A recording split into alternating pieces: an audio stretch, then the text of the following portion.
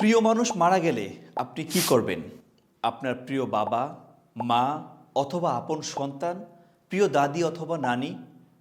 একটু কি জানতে ইচ্ছা করে প্রিয় মানুষ মারা গেলে নবী করিম সাল্লাল্লাহু আলাইহি সাল্লাম কি করতেন?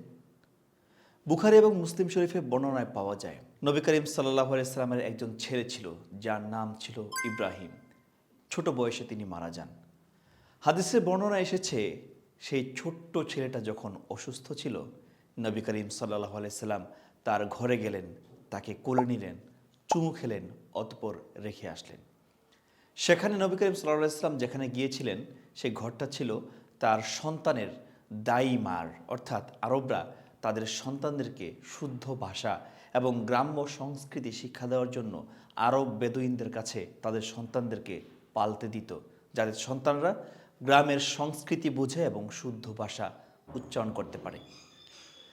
প্রিয় নবী করিম সাল্লাল্লাহু আলাইহি সাল্লাম যখন জানলেন যে তার সন্তান একেবারে মুমূর্ষু অবস্থায়, তিনি আসলেন, এসে জানলেন তার সন্তান ইন্তেকাল করেছে।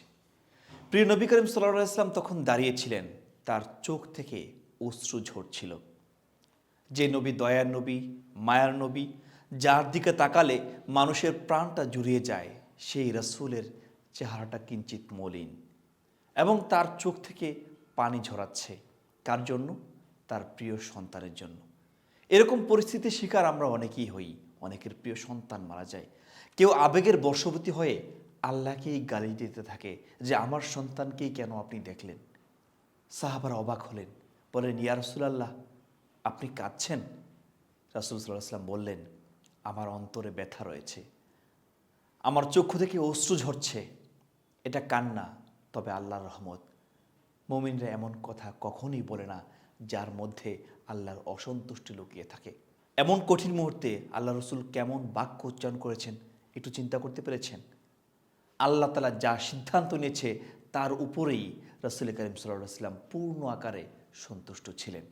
আমাদের জীবনে যত প্রকার মেন্টাল স্ট্রেসে আমরা পড়ি না কেন, আমরা অনেক সময় মনে করি বিপদটা কেন আমার জন্যই আসলো, এটা কেন আমারই হলো, এবং অনেক প্রিয়জনকে হারিয়ে আমরা হতাশায় পড়ে যাই, আমারটাই কেন গেল।